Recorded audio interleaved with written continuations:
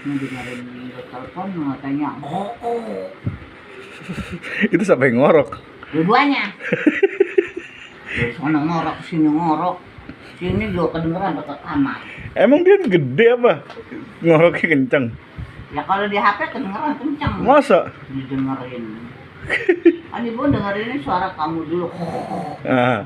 Nah, wah, udah molor. Terus langsung ibu dengerin suara HP.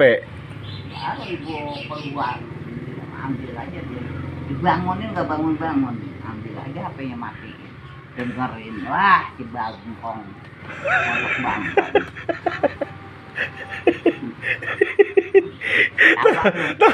Ntar kalau dia tidur di sini gimana, Bu? Kagak bisa tidur dong ntar. Gue nggak bisa tidur kalau tidur sama ibu mah. Tapi ada hiburan ya kan? Ada hiburan dia lucu ketawa ya kan?